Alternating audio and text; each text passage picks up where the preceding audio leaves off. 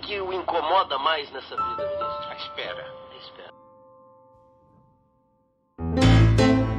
Na verdade, o pai e ele eram primos, eram muito próximos, assim. Na verdade, era o Mozart e a Rosa, filhos do Vitor, o meu pai e a minha tia, que fez 99 anos, agora dia 25 de julho, filhos do Vicente. E só tinha mais uma tia que tinha um outro filho, o Dagoberto. Então, eles eram só 5, né? E por isso eram muito próximos. Muitas coisas dessas eu sei em função também do meu pai, que era um homem exatamente da mesma idade do Dr. Mozart. O papai também estaria com 100 anos.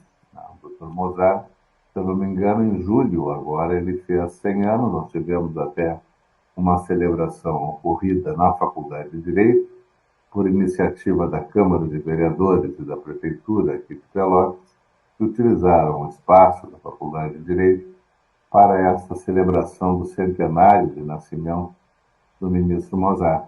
O senhor fala tudo o que sente, ministro? Eu digo o que penso e penso o que digo. E o Mozart tinha um grande orgulho da Gilda. A Gilda era uma pessoa notável, né? Intelectualmente do mesmo porte do Mozart. Só que a sociedade tem uma dificuldade de reconhecer o talento e a competência das mulheres, né? Mas o Mozart se esforçava para resolver isso, para poder mostrar a todos que a Gilda era intelectual e uma pessoa e tinha uma estatura equivalente à dele, né? Então ele sempre incentivou a Gilda. Então uma das coisas que ele mais gostava de dizer, o Mozart, dizia sempre que podia, que o momento mais importante, talvez, da vida dele na OIT, foi quando no mesmo dia ele presidia o congresso da OIT, em Genebra, e a Gilda presidia a Comissão de Direitos Humanos da ONU. Eu não conheci o Mozart homenageado, né? Eu conheci o Mozart em família. Então, as pessoas são diferentes na família, quando em família e quando trabalhando. Creio que ninguém da geração do Dr. Mozart, aqui de Pelotas, galgou degraus tão altos na área do direito, seja o direito do trabalho ou outro, quanto o Dr. Mozart, pelo menos do ponto de vista dos postos que ocupou. Uma vez, o Hildo Meneghetti, quando foi eleito governador pela segunda vez, para o segundo período, ele me convidou para secretário de Trabalho. O Vitor era deputado federal quando o Mozart tinha 15 anos.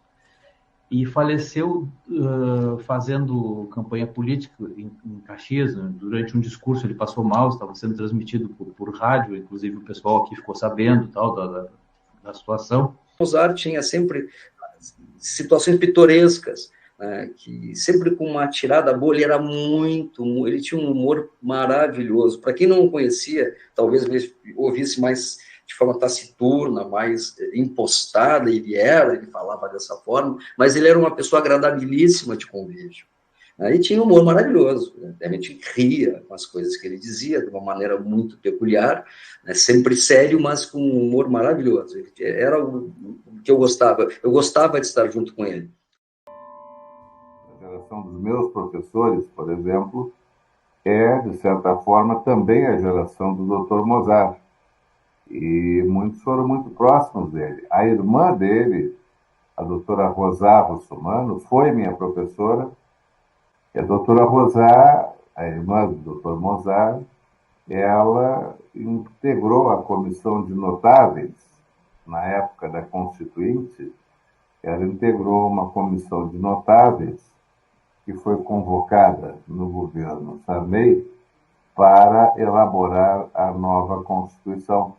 Ele veio a falecer e houve uma transformação muito grande na vida do Mozart, porque ele de repente estudava no Aldridge College no Rio de Janeiro, que era uma escola bilíngue, tinha uma vida mais fácil e de repente perde o sustento, né? E naquela época os deputados não tinham essas regalias que tem hoje, de aposentadoria, de previdência. E aí ele acabou tiveram que voltar ao Rio Grande do Sul, a família, né? E o Mozart foi estudar no Júlio de Castilhos, aí em Porto Alegre, e morava num hotel, um grande hotel aí em Porto Alegre, e morava com um preço especial, porque o Vitor era muito amigo do proprietário da época.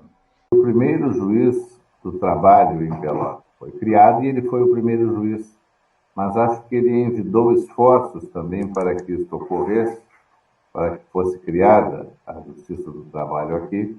E eu tenho quase certeza que, pelo menos no prédio antigo da Justiça do Trabalho, constava a data da fundação em uma pequena plaquinha, acho que tinha uma pequena plaquinha que mencionava o Dr. Mozart, porque ele foi o primeiro juiz do trabalho de Pelotas.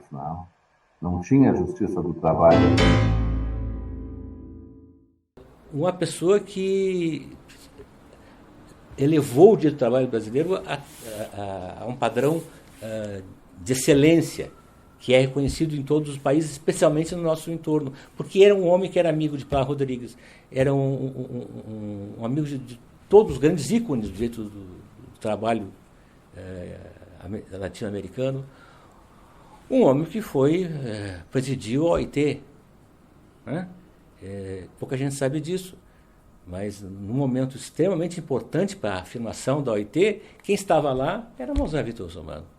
E eu fiz questão de dizer que era um grande pelotense, porque, claro, o Mozart é um dos orgulhos de Pelotas, mas vamos dizer também, Mozart levou Pelotas para o mundo todo, né? Então, já se sabia, quando eu cheguei lá, já se sabia que existia na Espanha, já se sabia que existia uma cidade chamada Pelotas. Essa pessoa orgulhosa de ser pelotense, orgulhosa de ser gaúcho, orgulhosa de ser brasileiro, de verdade foi embaixador de nós todos no mundo todo, especialmente no meio do direito do trabalho. Claro que Pelotas precisava homenagear Mozart, né? Claro que a Justiça do Trabalho tinha que homenagear Mozart. E não poderia ter uma homenagem maior que o nosso foro de Pelotas tem o nome dele, né? Sua melhor obra, ministro? É a próxima.